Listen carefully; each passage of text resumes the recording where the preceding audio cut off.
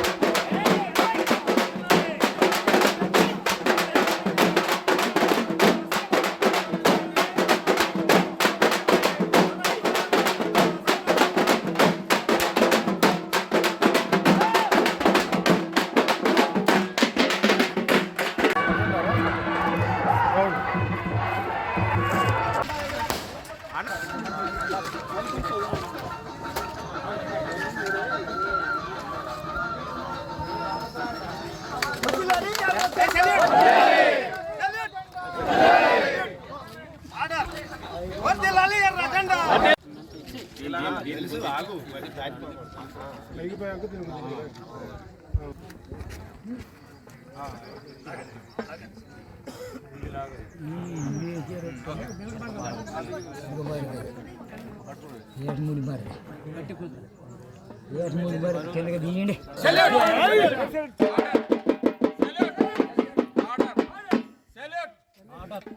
జయప్రదం చేయండి సిపిఎం వైరా మండల మహాసభను. జయప్రదం చేయండి వైరా రూరల్ మండల మహాసభ. అమర వీరులకు జిందాబాద్ జిందాబాద్ జిందాబాద్ జిందాబాద్.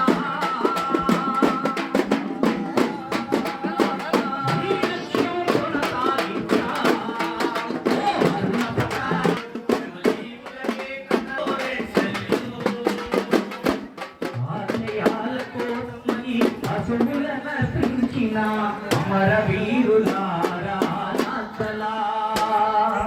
ఆశయాల కోసమై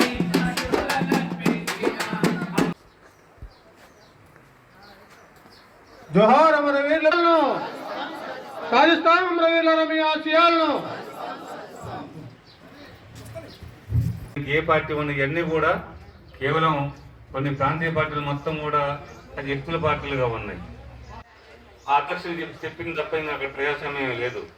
జాతీయ పార్టీని చెప్పుకున్న కాంగ్రెస్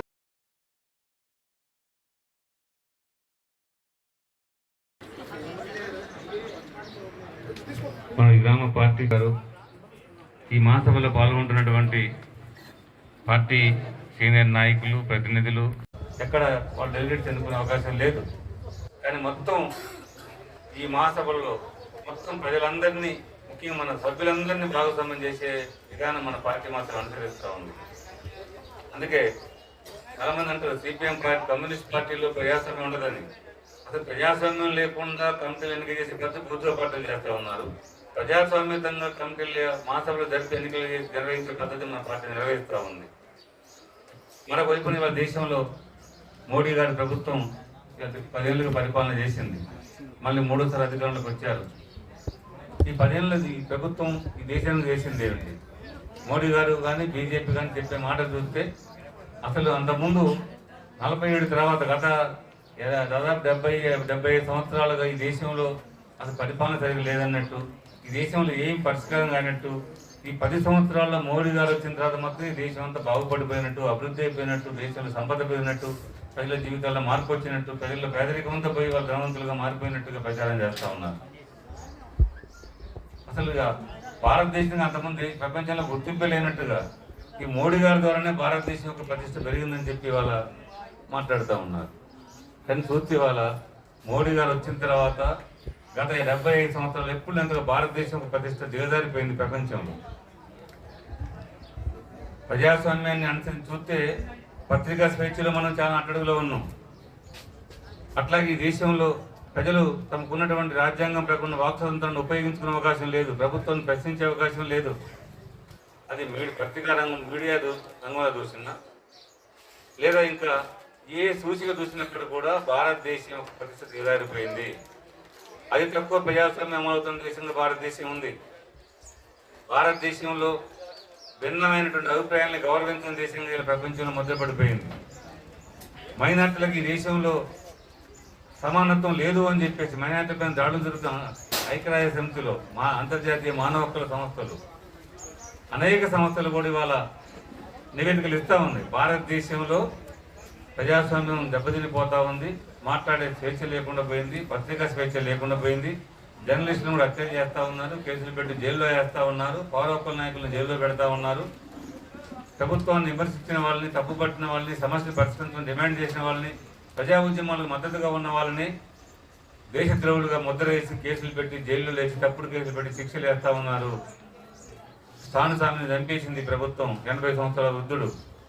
అట్లాగే 90% అంగవైకల్యం ఉన్నటువంటి సాయిబాబా, ప్రొఫెసర్ సాయిబాబా ఢిల్లీ యూనివర్సిటీ ప్రొఫెసర్గా ఉంటే ఆయన మీద మావోయిస్ట్ అని ముద్ర వేసి ఇలా తప్పుడు కేసు పెట్టి 50 యావజ్జీవ శిక్ష వేసి 10 సంవత్సరాలు